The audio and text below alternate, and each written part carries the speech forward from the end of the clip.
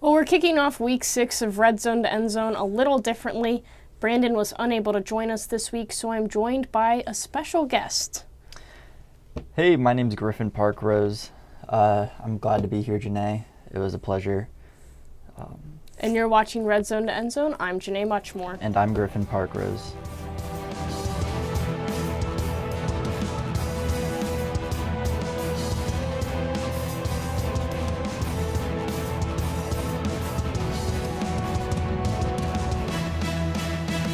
Well, we have a top 25 matchup playing out Thursday night. Number 17, Louisville, is taking on number 24, NC State. And Louisville just destroyed them last year. 54-13 was the final outcome.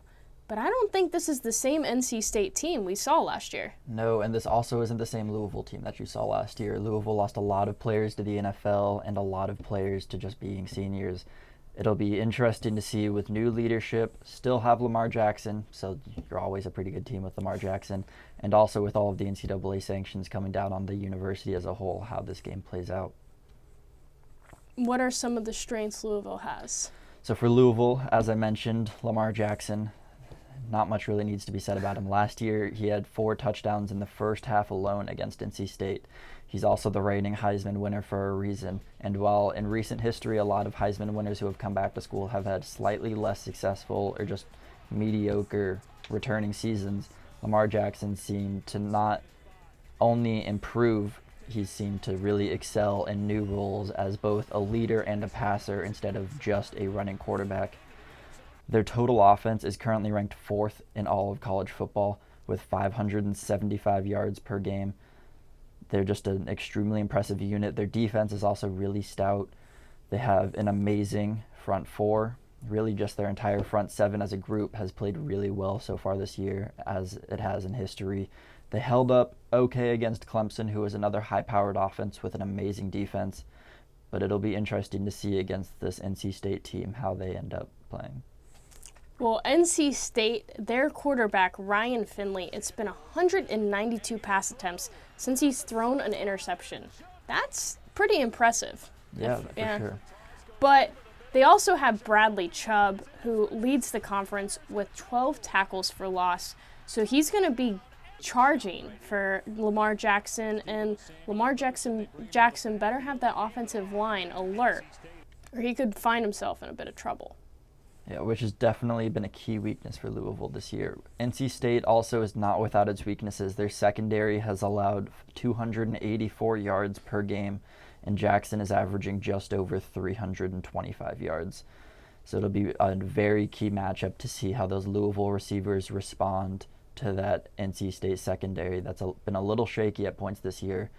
And as Janae mentioned earlier, that Louisville offensive line has had a couple issues here and there, which don't really seem to be that much of a problem with Lamar Jackson's mobility. But playing against a very athletic and a much improved NC State defense, it's a key matchup that I would keep my eye on this weekend. Well, and Lamar Jackson needed to be Superman almost against Clemson, and it just did not play out like that. So their first weakness for Louisville is Clemson. They got beat worse than they should have, and they were unable to control the time of possession. Clemson just totally took control of the game, and Louisville's going to have to take control of the game here or they might be in trouble. Louisville also struggles with the secondary, allowing 213 yards per game, and they've been missing Jaire Alexander, their top corner and safety. But they did successfully stop lead receiver Deon Cain against Clemson. That worked in their favor, but not enough because Lamar Jackson has several other options. So NC State is going to have to do more than just isolate Deon Cain. They're going to have to isolate the passing game altogether. For sure. And Louisville is not just a one-dimensional offense. Even without Lamar Jackson, they have plenty of other weapons. They've been recruiting extremely well as of late. And as you mentioned earlier, they have an extremely stout defense, so they might not have to put up very many points against this NC State team. I think my key player to watch, it has to be Lamar Jackson. As I said earlier, 4 touchdowns in the first half alone, and he's the reigning Heisman winner. What else do you really need to say about the guy? He wasn't quite able to do it against Clemson, which, especially in the fourth quarter, that game really just got out of hand, and Clemson really poured it on.